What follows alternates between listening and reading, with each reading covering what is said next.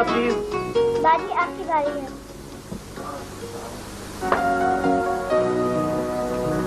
देखिए डॉक्टर साहब हैं, वो इमरजेंसी है, मुझे डॉक्टर से मिलना है। आपकी अपॉइंटमेंट है डॉक्टर साहब से? भाई अपॉइंटमेंट नहीं है, मुझे तकलीफ है, इमरजेंसी है। बॉक्सिंग के लिए भी बॉक्सिंग। डॉक्टर साहब किसी को बगैर अपॉइंटमेंट के नहीं देखते हैं, आप बैठे प्लीज। क्या जोर से मारा है जालिम ने, जबड़ा हिला दिया है। एक्सक्यूज मी, मेरी अपॉइंटमेंट है, मुझे रास्ता देंगे प्लीज? हाँ हाँ हाँ। अरे क्या बेदर्द जमाना आ गया, अपनी टर्न मुझे दे सकती थी। बस डॉक्टर साहब, मुझे तो अपने ये ब्रेसेस चेक करवाना था। यार उनको बताओ मुझे तकलीफ है यार। क्या बैठ जाओ।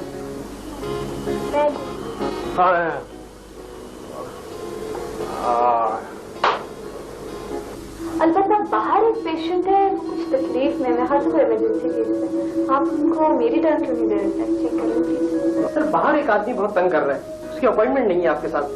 तो भेज दें। Thank you.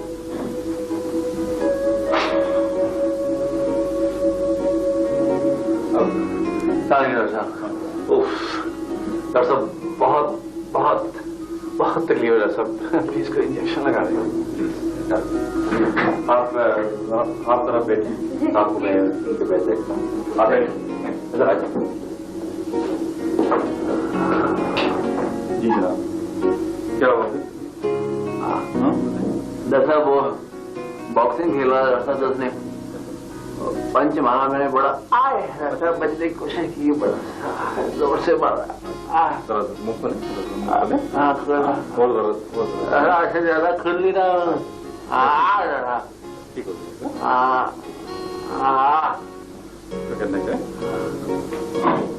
कैसे हुआ आप? बॉक्सिंग खेल रहे, बॉक्सिंग ठीक करते हैं।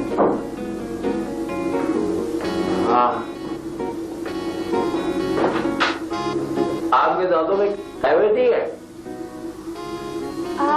नहीं जी, मुझे तो ये ब्रेसेस लगे हुए हैं, मैं तो डॉक्टर साहब को इसी का ही चेकअप कराने आई। मुंह खोलें। क्या नाम है आपका? जी मेरा नाम जी डॉक्टर जादेव जी। जानदेव? हाँ। ठीक हो जाएंगे अभी आप? हाँ ठीक है।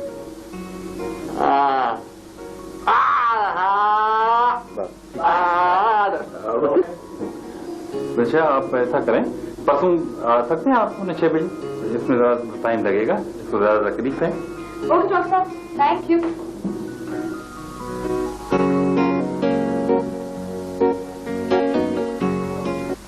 फुप्पू आ गई।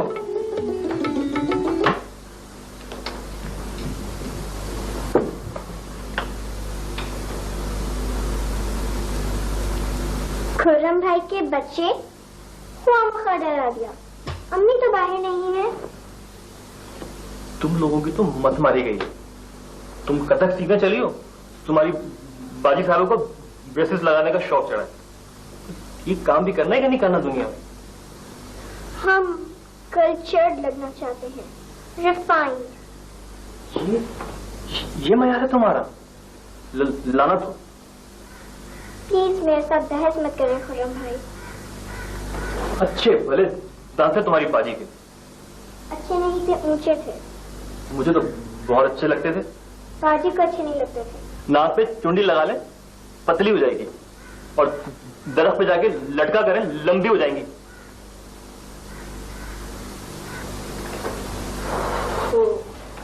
ओहो भाई, बाहर तो बहुत ज्यादा गर्मी है। नईमा आ गई क्या? नहीं, वो अभी तक नहीं पहुंची है, अभी तक नहीं पहुंची।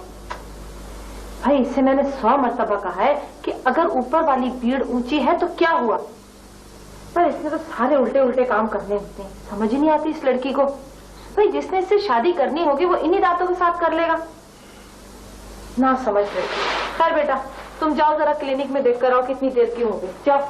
जी डैडी चलो खुर्रम भाई। चलिए, आप भी चलिए, आपको भी पता चले कि बात कितना आपसे।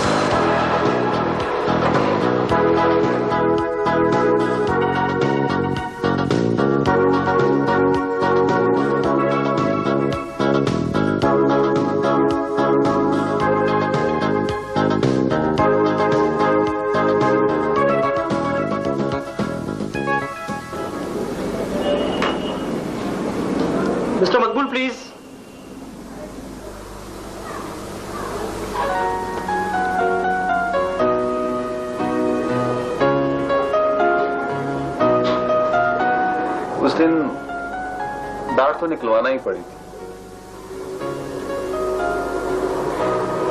वैसे अब आप दोबारा बॉक्सिंग तो नहीं खेलेंगे ना कभी? जी आपसे किसने कहा? इतना बुरा तजुर्बा हुआ था आपको।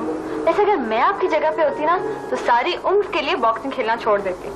ले, बुरे तजुर्बे का मतलब ये थोड़ा कि आदमी काम छोड़ दे। सपोज अगर कोई आदमी घोड़े से गिर जाता है तो क्या वो राइडिंग छोड़ देगा? हाँ, ये तो है।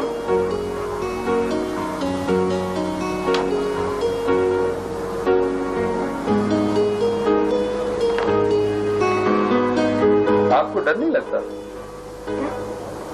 किस चीज से? मुझे तो बहुत घबराहट होती है डेंटिस्ट के पास आते हुए। आप तो तफरीहन आती है मेरा। नहीं, घबराहट वैसे मुझे भी होती है। ये जो आपने तार डलवा रखी है दांतों में बिला वजह रोज डेंटिस्ट के पास आना, स्ट्रेंज। वैसे ना मेरे दांत पहले बहुत ऊंचे हुआ करते थे, फिर मैंने ये ब्रेसेस लगवा लिए। अब मेरे दांत काफी ठीक है वैसे। ये तो खामखा पंगा लेने वाली बात है कि ऐसा काम किया जाए जिससे बहुत तकलीफ हो। हद है वैसे। नहीं, तकलीफ भी तो नहीं है। क्यों नहीं है? बाय द वे, ब्रेसेस मैंने लगवाए या आपने? लगवाए तो आप ही ने, लेकिन देखने वाले को भी तो तकलीफ होती है ना?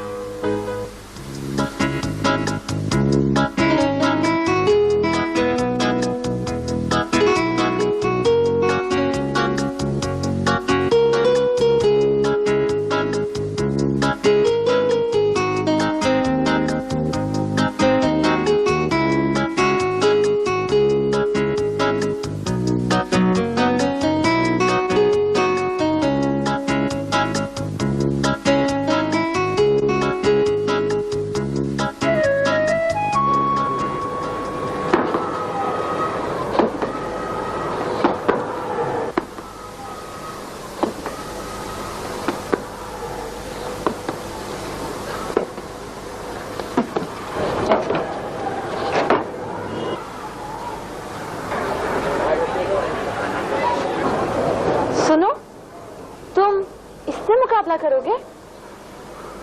हाँ, क्यों? क्या बात? मैं यहाँ से जा रही हूँ, प्लीज। क्या हुआ? बस इतना सा दिल है? ये तुम्हें मारेगा। तो मैं भी इसे मारूंगा। तुम इसे नहीं मार सकती, इस गेंडे को। देखो, बड़ी जबरदस्त लड़ाई होगी। जिस हौसले के साथ आई हो ना, थोड़ी देर ठहरो। हौसले के साथ तो आई थी, लेकिन मैं यहाँ नहीं रुक रही हूँ, मैं जा रही हूँ। टाटा। सुनो, यूरोप की लड़की होती ना, प्राइड लेती, खुशी से ठहरती। मैं खुशी से यहाँ बिल्कुल नहीं ठहरूंगी, क्योंकि मैं यूरोप की लड़की नहीं हूँ। मैं जा रही हूँ यहाँ से। खुदा हाफिज। बाय।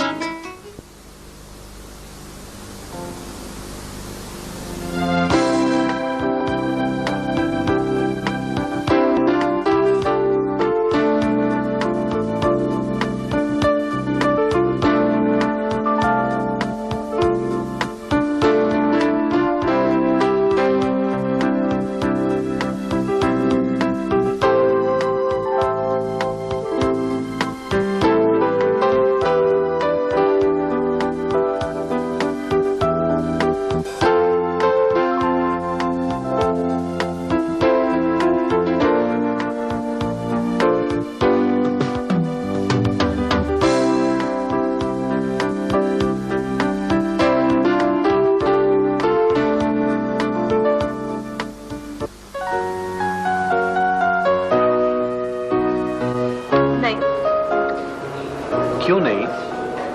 हर बात का कोई ना कोई रीजन होता है। इस बात का कोई रीजन नहीं है। यानी तुम्हारे घर वाले पागल हैं। मेरी फैमिली तो ऐसी नहीं है। पागल नहीं है, जिद्दी है, खास करके अब्बा जी। तुम मुझे अपने अब्बा जी से एक बार मिलो, सिर्फ एक बार। कोई फायदा नहीं है जहां से, कोई फायदा नहीं है। मैं उन्हें कन्विंस करूंगा। बाबा वो कन्विंस होना नहीं चाहते। क्या कहते हैं? कहते हैं कि हमारे खानदान में ऐसा कभी हुआ ही नहीं, ऐसा कभी हो ही नहीं सकता। फैमिली से बाहर शादी तो कभी हो ही नहीं सकती, ऐसा कभी हुआ ही नहीं। अब तो होगी ना फैमिली से बाहर शादी। Forget it जहां से, just forget it। क्या आराम से कह दिया तुमने forget it? तुम्हें ना एक पंच पढ़ना चाहिए। क्यों? अगर तुम अपनी सेंसेस में हो तो क्या तुम मुझे भूल सकती हो? नहीं। तो क्या मैं अपनी सेंसेस में नहीं हूं? क्या फायदा जहां से, मेरी फैमिली बड़ी ऑर्थोडॉक्स है, वो बिल्कुल कॉम्प्रोमाइज करना नहीं जानते, किसी और के पॉइंट ऑफ व्यू को देखते ही नहीं है वो। मेरी फैमिली सेंस ऑफ सुपीरियोरिटी से सफर करती है, जहां से तुम्हें पता नहीं, मूल हेडेड है हम लोग, मूल हेडेड। एक बार जो कीड़ा दिमाग में बैठ जाए वो बैठ जाता है। हम दूसरों के साथ एग्री करना नहीं जानते।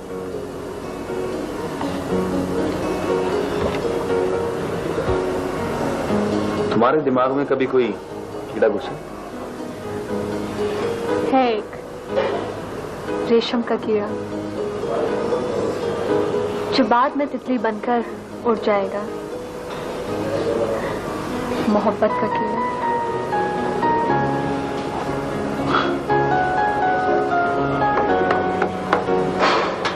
जबरदस्त शायरी। तुम तो शायरी करने लगी। ये बॉक्सिंग कर क्रूर नहीं होते, बस अपनी नरमी पर एक पर्दा चढ़ाया होता है।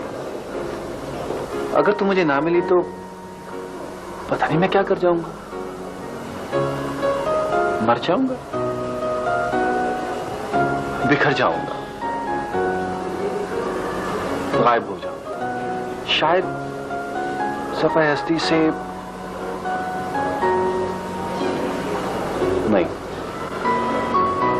किसी का जबड़ा तोड़ दूंगा।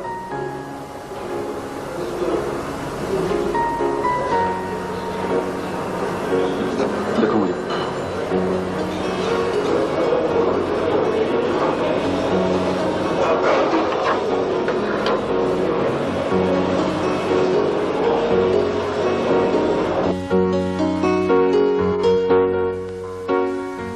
मैं और मेरा हेड कांस्टेबल, हम दोनों घोड़ों पे सवार थे और वो पांचों चोर थे यार पैदल। लेकिन इसके बावजूद जब हम वहां गांव के करीब वो जो कुआं था उस तक पहुंचे तो हमसे पहले वहां नहा रहे थे। चोर भी ज्यादा अब्बा? नहीं, चोर उसके साथ ही कोठड़ी थी तूड़ी की, वो उसके अंदर छुपा हुआ था। और हमें देखते ही फौरन पांचों मस्त बन गए और लगे पागलों की हरकतें करनी। तुम समझती हो मस्त? नहीं। पैदाइश पागल। तो मेरा जो हेड कांस्टेबल था वो जरा डरपोक किस्म का आदमी था। बजाय इसके घोड़े से उतरता वहीं से कहला, ओए मेरा बाला कहां है? उसको जवाब कौन दे? वो तो अजीब अजीब मुंह बना के कभी कोई सलाम करने लगा, कुछ करने लगा, हरकतें करने लगे पागलों से।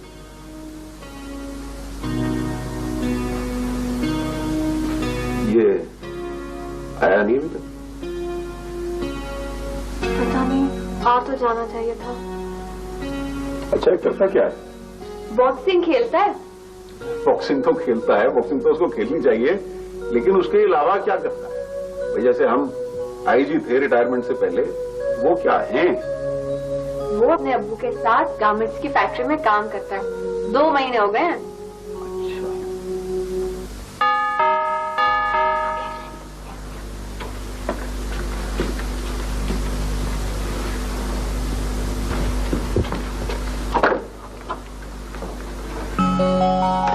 इतनी देर लगा दी। मैं भी सो रहा था। अच्छा ठीक है, सुनो, ठीक है, मुझे पता है। सुनो, प्लीज,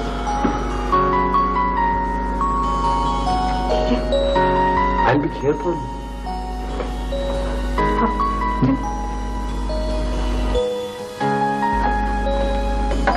दादा बा, ये जहाँ से है। अच्छा। वालेकुम इस्लाम, जीते रहो। बहुत ही खूबसूरत नाम है जहाज़ेब, हैं? Thank you. हम अभी नईमा को बता रहे थे कि हमने बाला को कैसे गिरफ्तार किया। पूरे 7 साल लगे उसका पीछा करने में। बाला एक बहुत ही हद-छुट किस्म का बड़ा ही खौफनाक गुंडा था। भाई कई गांव खाली करा लिया करता था, इश्तहारी मुजरिम। लेकिन जब पकड़ा गया तो 1 मिनट नहीं लगा, 1 मिनट। बस अल्लाह की मर्जी चाहिए ना। असल में उसकी मर्जी के बगैर कोई मुजरिम पकड़ा नहीं जाता। हाँ जी। चाय पियोगे या कॉफी? अब ठंडा पानी प्लीज। तो पांचों मस्त बने कुएं के नजदीक वाले तालाब पे नहा रहे थे। वहीं कहीं बाले ने शायद उस कोठड़ी में से झांक के देखा उसकी झरी में से, तो उसने समझा कि शायद यहां तो कुछ जश्न हो रहा है, कोई हल्ला गुल्ला हो रहा है। सारों ने शोर मचा रखा। बस वो भी उछलता कूदता नाचता गाता बाहर निकला। बस वहीं मैंने बंदूक फाड़ के पहला फायर किया उसके रुकने के ऊपर।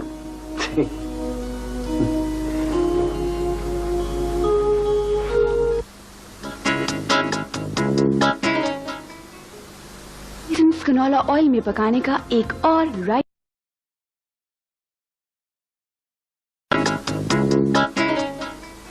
ऑयल। तो गोया आप लोगों का ख्याल यह है कि मैं अपनी नईमा के लिए रिश्ता तलाश नहीं कर सकता। मैं तो एक मकबूतुल हवास किस्म का गहमी को मस्खरा साथ। अब्बा जी, हमारा ये मतलब नहीं है। हम तो सिर्फ ये कहते हैं कि जो रिश्ता हम तलाश कर चुके हैं उसमें क्या नुक्स है। भाई खुर्रम उसके मामू का बेटा है, क्या बुराई है उसमें? कोई बुराई नहीं है उसमें, लेकिन मैं ये चाहता हूं कि ये रिश्ता मेरी मर्जी से हो, 100% मेरी मर्जी से। तो चाहे वो खानदान से बाहर क्यों ना हो, ये चाहे वो खानदान से बाहर ही क्यों ना हो, 12 पत्थर बाहर हो खानदान से, लेकिन मेरी मर्जी से हो पहली मर्तबा। कर चुके हैं उसमें क्या नुक्स है? भाई खुर्रम उसके मामू का बेटा है, क्या बुराई है उसमें? कोई बुराई नहीं है उसमें, लेकिन मैं ये चाहता हूं कि ये रिश्ता मेरी मर्जी से हो, 100% मेरी मर्जी से। तो चाहे वो खानदान से बाहर क्यों ना हो, ये चाहे वो खानदान से बाहर ही क्यों ना हो, 12 पत्थर बाहर हो खानदान से, लेकिन मेरी मर्जी से हो पहली मर्तबा। लेकिन जब मेरी शादी हुई थी तब तो ऐसा नहीं था। तब तो आप कहते थे कि मेरी फैमिली में कोई बाहर शादी कर ही नहीं सकता, मैं गोली मार दूंगा उसे। और अब यही तो बात है अब्बा जी की कि अपनी बात से फिर जाते हैं। बेवकूफ, मैं अपनी बात से नहीं फिरता। दरअसल तुम दोनों लकीर के फकीर हो। 30 साल पहले जो बात हुई थी उसको लेके बैठे। ओ भाई, अपना दिमाग इस्तेमाल करना सीखो, अकल को हाथ मारो, अपनी राय को तब्दील करना सीखो। मैं फैसला कर चुका हूं अब्बा जी, नईमा की शादी खुर्रम ही से करूंगा, और ये मेरा फैसला आखिरी है। और आपको तो पता है अब्बा जी, जब ये कोई फैसला कर ले उसे बदलना बहुत मुश्किल होता है। देखो बीबी, एक जगह ऐसी भी है जहां तमाम आखिरी फैसले होते हैं। और सादिक मियां, ये जो आप हर बात में दलीलें तलाश करते हैं और रीजंस ढूंढने लगते हैं, इससे आप किसी दिन सख्त मुश्किल में फंस जाएंगे और इस दुनिया की आपको समझ नहीं आएगी। वो जो ऊपर वाला है वो बहुत सारे फैसले बिला वजह करता रहता है, और वो इसलिए करता रहता है कि वो बेनियाज है, उसको कोई पूछने वाला नहीं है, वो अपनी मर्जी का मालिक है। और ये बात मैंने अपनी पुलिस लाइफ में सैकड़ों दफा मुशाहिदा की है। अगर अब्बा जी यही बात थी, आपने यही सोच रखा था कि नीमा की शादी खानदान से बाहर करेंगे, तो फिर आपने मेरे गरीब भाई को आस क्यों दिलाई थी? राजेश भैया, सरगोधे में मेरे पास एक सुपरिंटेंडेंट हुआ करता था, बिल्कुल इनकी तरह लकीर का फकीर। जब भी कभी मैं थाने जाया करता था तो फौरन शुरू हो जाता था, हुजूर का इकबाल बुलंद, हुजूर माई बाप बस आप ही हैं जो कुछ हैं। हुजूर ये खत कल भी इसी तरह आया था सर। जी सर, जी सर, जी सर। बाबा जी बस करें, मैं जरा लंबी चौड़ी बात नहीं जानता। नईमा की शादी खुर्रमी से होगी इंशाल्लाह, और मेरे इस फैसले में कोई तब्दील नहीं कर सकता।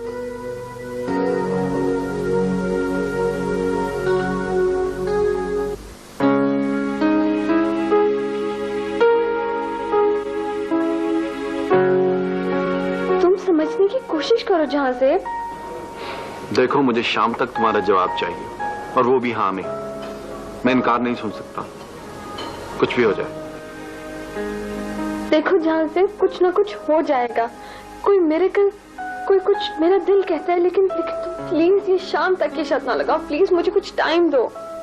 अगर तुम्हारे पेरेंट्स ने हाँ ना की तो कुछ हो जाएगा। क्या हो जाएगा जहां से? मुझे क्या पता, शायद मैं इस दुनिया में ना रहूं। सुनो जहां से, सुनो जहां से, प्लीज प्लीज स्टबर्न होने की कोशिश मत करो अब्बा जी की तरह, प्लीज। शायद मुझे ये जमीन निगल जाए, शायद मैं वही मुल्क छोड़ के चला जाऊं, शायद। प्लीज जहां से। मैं ज्यादा देर कभी भी बुजुर्गों के फैसले का इंतजार नहीं कर सका। नहीं मां, ये ना इंसाफी है जहां से। दादा अब्बा मेरी साइड पे है। ये हेलो,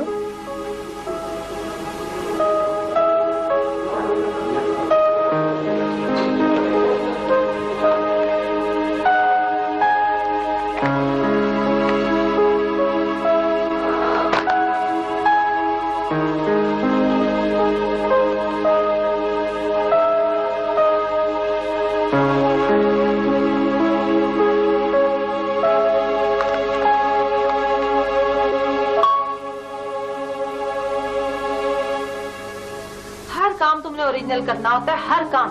शुरू से तुम्हारी खोपड़ी उल्टी है, कोई काम सीधा नहीं करती, हर काम माँ बाप की राय से उलट करती हूँ। अभी मैं आपसे रिक्वेस्ट कर, प्लीज, मैं आपके आगे हाथ जोड़ती हूँ, मैं आपसे इल्तिजा कर रही हूँ, प्लीज अम्मी। देखो, बचपन में तुम्हें सबने मना किया कि साइकिल ना चलाओ, साइकिल ना चलाओ, लेकिन तुमने साइकिल चलाई। ये जो तुम्हारे चौड़े चौड़े दांत निकले हुए हैं ना, ये उसी साइकिल से गिरने की वजह से निकले। फिर सबसे पहले फैमिली में बुरका तुमने उतारा, इस वादे पे कि अम्मी मैं चादर ओढ़ लूंगी। कहाँ गई तुम्हारी चादर? गले में ये मफलर जैसा दुपट्टा लटकाए घूमती रहती हो, कहाँ है चादर? बताओ, कहाँ है तुम्हारा वादा? मैं बहुत खराब लड़की हूँ, मैं आपसे वादा करती हूँ अम्मी, मैं अच्छी हो जाऊंगी। अम्मी प्लीज, आप एक दफा उससे मिल तो ले। क्या? क्या? मैं उससे मिल लूं? तुम्हारे अब्बा मिले जो मैं मिल लूं? अम्मी प्लीज एक चांस दे दें, प्लीज एक चांस। बहुत बदतमीज हो गई हो नईमा तुम। इस तरह के अल्फाज लड़कियां मुंह से कभी निकालती हैं? बड़ी ओरिजिनल बनने लगी। मैं क्या करूं? मैं तो अपनी माँ से भी अपने दिल का हाल नहीं कह सकती। उधर वो जिद पर और इधर आप, मैं क्या करूं? बेटा, खुर्रम में क्या बुराई है? बुराई खुर्रम में नहीं, बुराई तो मुझ में है। फिर गच्चा दे रही है, फिर गच्चा दे रही है मुझे। भाई अजीब औलाद दी है अल्लाह ने मुझे भी, चकरा के रख दिया बिल्कुल। अम्मी आप नहीं जानते, वो कुछ कर लेगा, उसे कुछ हो जाएगा। अम्मी प्लीज, मुझे बहुत डर लग रहा है। क्या क्या हो जाएगा? हाँ,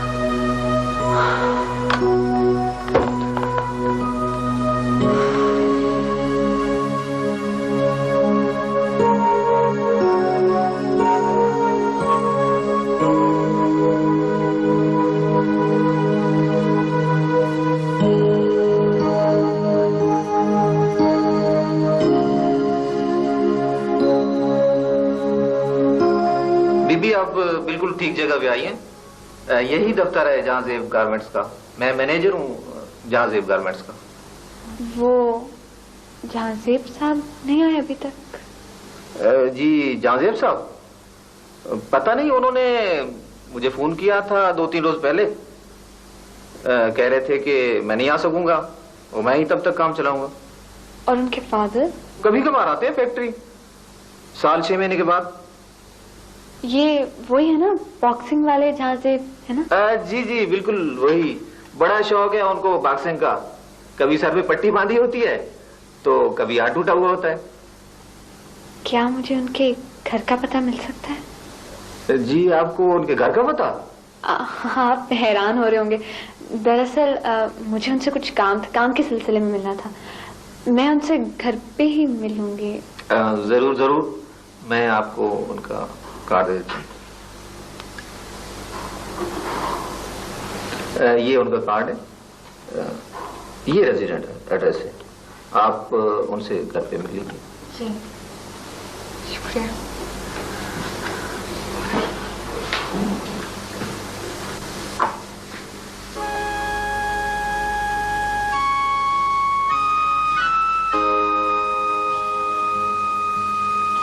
मैं थाने पहुंचा, शाम का वक्त था। बड़ा हैरान था कि इस वक्त मुझे उसने क्या करने के लिए बुलाया। अगर वो ना मिला और अगर उसे कुछ हो गया तो? मेरे पास आके बैठ गया, मेरा हाथ पकड़ के मुझसे कहने लगा, सर प्लीज मुझे माफ करो। नहीं मां, मैं जवानी में बड़ा सख्त होता था, तुम्हारे बाप से भी ज्यादा सख्त। और आंसू तो मुझे ऐसा खलता था मर्द की आंख में कि मैं तुम्हें बता नहीं सकता। लेकिन उस दिन दिलदार की हालत देख के मेरी भी आंखों में आंसू आ गए। दादा अब्बा, आप मेरी भी तो सुने ना। तुम्हारी तो सुन रहा हूं। 6 फुट कद, ये लंबा चौड़ा आदमी, अगर कहीं कोई अच्छा काम किया होता तो बहुत बड़ा आदमी होता। मेरे पास आगे बैठ गया, मेरा हाथ पकड़ के मुझसे कहना, सर कल मैं इस दुनिया में नहीं हूंगा, आपने को पैगाम देना ऊपर वाले के नाम। मैंने कहा देना तो है, उससे कहना कि आजमाइशें बहुत सख्त हैं और एक गोश्त पोस्ट का जिस्म बड़ा कमजोर है। हर आजमाइश में फेल हो जाने के बाद सख्त कड़वा हो जाता है। आप मेरी भी तो सुने ना प्लीज। तुम्हारी ही तो सुन रहा हूं, और किसकी सुन रहा हूं? देखो, अंजाम पर नजर नहीं रखते हैं बड़े लोग। वो कभी आखिरी फैसले से नहीं डरते, और मोहब्बत करने वाले लोग तो वैसे ही बहुत बड़े होते हैं। वो हमेशा आखिरी फैसले को अपना फैसला समझ के कबूल करते हैं। और अगर उससे कुछ हो गया तो? देखो नहीं मां, तुम्हारी और जहांजेब की मोहब्बत का जो भी अंजाम हो, तुम मेरे साथ आज एक वादा करो। जी जी दादा। हो सकता है कोई मौजूदा हो जाए और तुम और जहांजेब मिल जाओ, और यह भी हो सकता है कि कोई मौजूदा ना हो और तुम दोनों। ऐसा नहीं हो सकता। देखो बेटा, आखिरी फैसला हमारा नहीं हुआ करता है, आखिरी वोट हमारा नहीं होता है, हम ह्यूमन बीइंग्स का। बिलफर्ज अगर ऐसा कुछ हो जाए कि जो तुम्हें पसंद ना आए, तो नाराज नहीं होना है बेटा, कबूल कर लेना उस फैसले को, राजी बराजा हो जाना है और माफ कर देना है बेटा सबको। और कभी अपनी नाकामी का इल्जाम किसी को नहीं देना है। अगर उसे कुछ हो भी जाए तो भी मैं सारी उम्र के लिए अम्मी अब्बू को कभी माफ नहीं करूंगी, कभी। I'll never forgive them. माफ कर देना है बेटा, अम्मी अब्बू को भी माफ कर देना है। और बिटर नहीं होना है, जैसे तुम बिटर हो रही हो ना, ये बिटर नहीं होना है। जब आदमी बिटर होता है तो फिर बड़ा आदमी नहीं रहता है, वो एक छोटा हकीर और मतलब परस्त किस्म का आदमी बन जाता है, जैसे तुम्हारे माँ बाप। नहीं दादा। बेटा ये आजमाइश है, गुजर जाएगी, लेकिन कमजोर नहीं पड़ना है इस आजमाइश के सामने।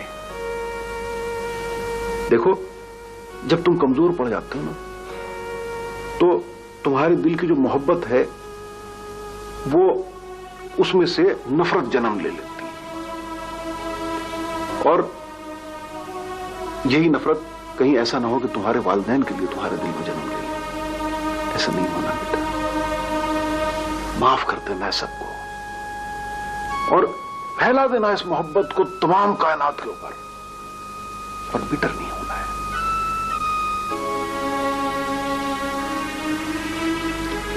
तुम जानते हो बिटर कौन होता है? बिटर वो होता है जो आखिरी फैसला कबूल नहीं करता, जमा रहता अपनी राय के ऊपर, और किसी को दिल से माफ करने की सलाहियत ही अपने अंदर नहीं पाता। यही शख्स बिटर होता है, इंतहाई कड़वा जहर।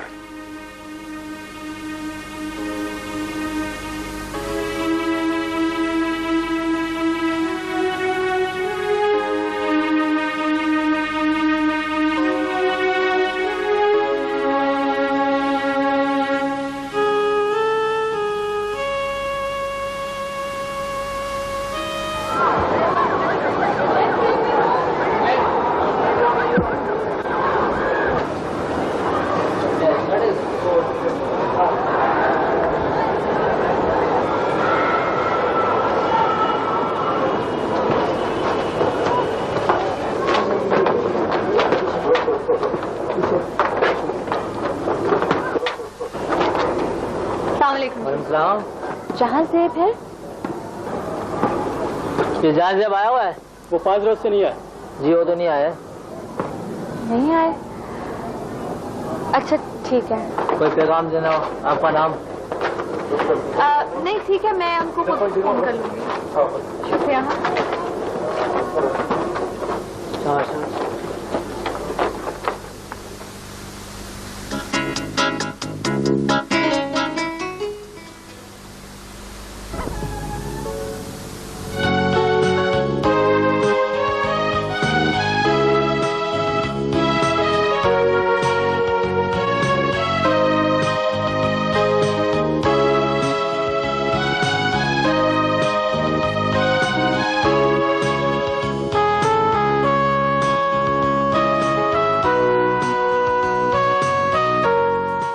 तो 4 दिन से मुसल्ले पे बैठी हूँ बिटिया, जहां से घर आया ही नहीं।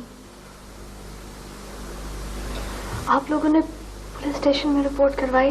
नहीं बिटिया, उसके अब्बा जी नहीं मानते, कहते हैं कि धक्के खाकर कहीं से आ जाएगा, तुम फिक्र न करो।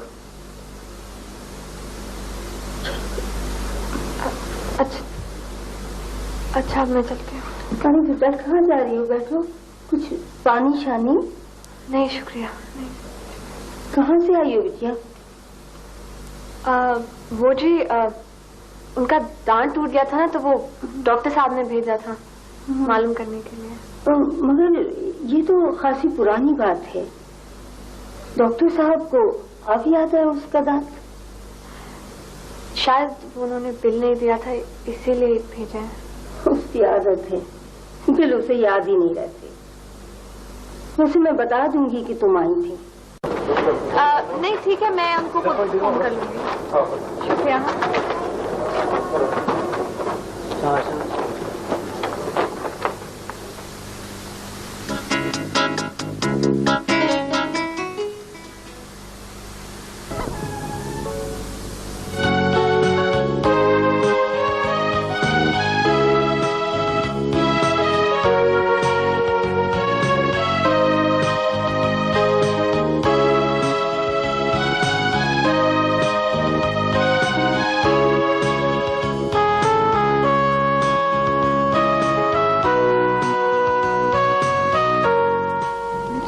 दिन से मुसल्ले पे बैठी हूँ बिटिया, जहाँ से घर आया ही नहीं। आप लोगों ने पुलिस स्टेशन में रिपोर्ट करवाई? नहीं बिटिया, उसके अब्बा जी नहीं मानते, कहते हैं कि धक्के खाकर कहीं से आ जाएगा, तुम फिक्र न करो।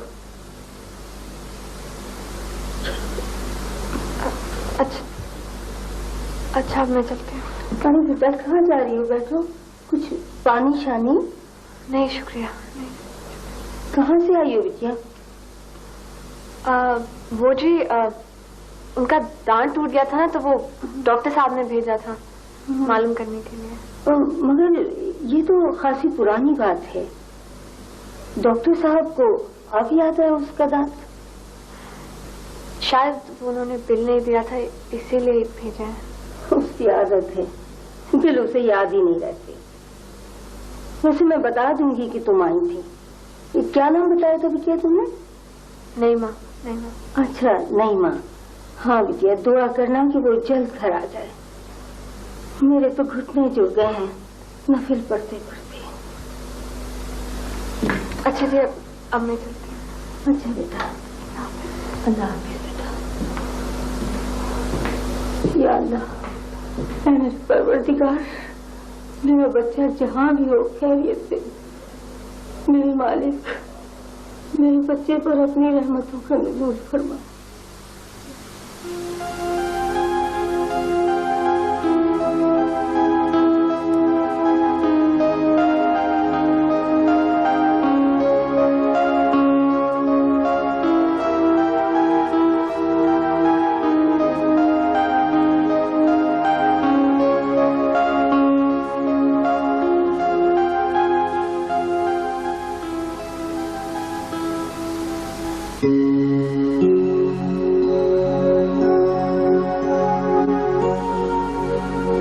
जब कभी रात के वक्त हमारे सिपाही राउंड पे निकला करते थे तो हम उनसे कहा करते थे कि मियां, मुजरिम को पकड़ना जरूर, लेकिन उसकी बेइज्जती न करना, उसके साथ सख्ती से पेश ना आना, क्योंकि असल में तो हम सभी मुजरिम हैं।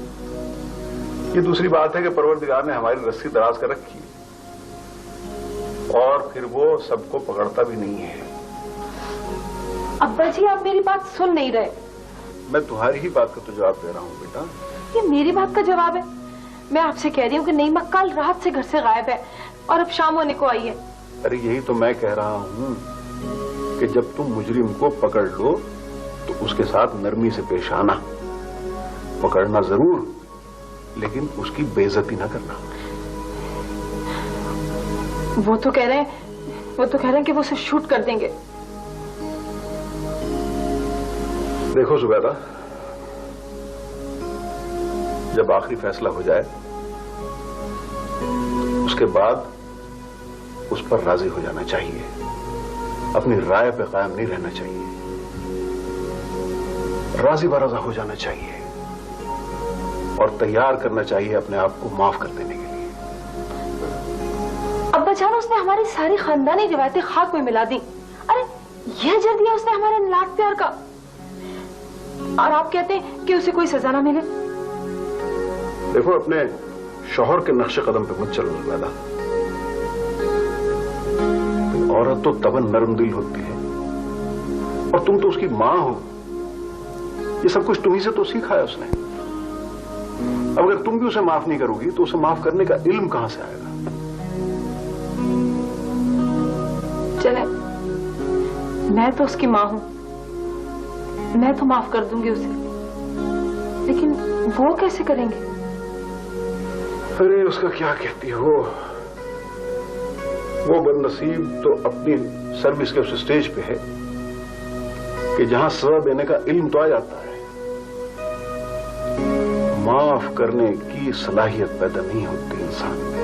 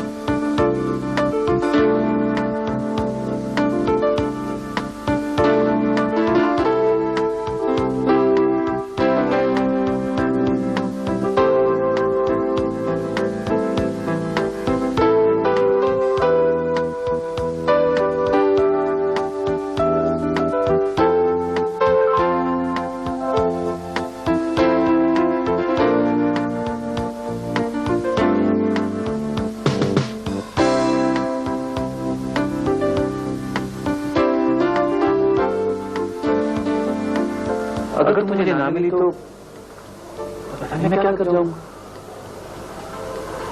मर जाऊंगा, बिखर जाऊंगा, नहीं, गायब हो जाऊंगा, गायब हो जाऊंगा, गायब हो जाऊंगा।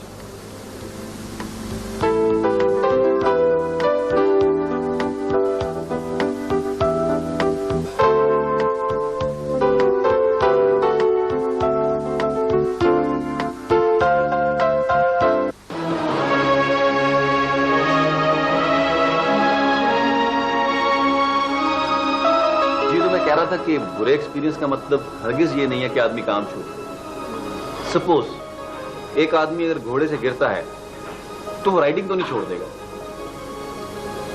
Yes, you're right. I'm always right. Please.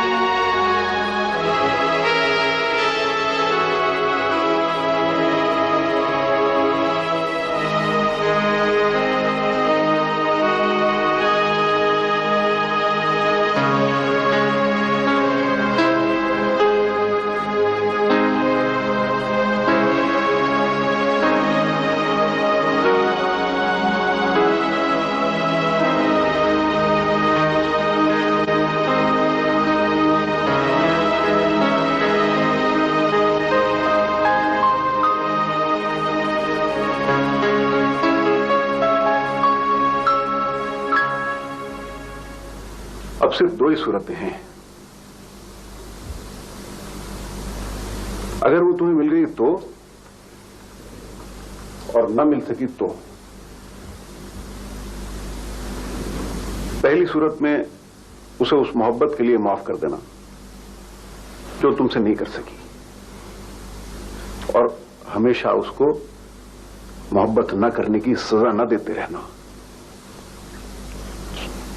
शायद मैं उससे इतनी मोहब्बत कर ही नहीं सकता दादा अब्बा कि मैं उसको माफ कर सकूं।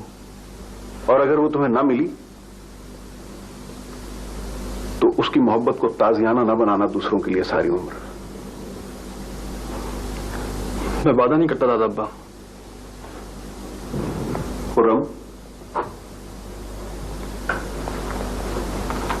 जब आखिरी फैसला हो जाए बेटा तो राजी बराजा हो जाना, क्योंकि इंसान के फैसलों से परे उसकी मर्जी से उधर भी कुछ फैसले होते हैं, उन पर राजी हो जाना और किसी किस्म का बोझ अपने दिल में मत लाना।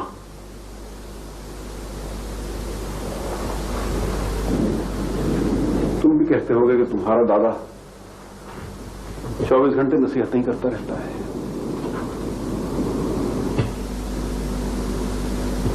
लेकिन बेटा बहुत से लोगों ने माफ करने में बड़ा वक्त जाया किया है, बड़ा वक्त जाया किया है।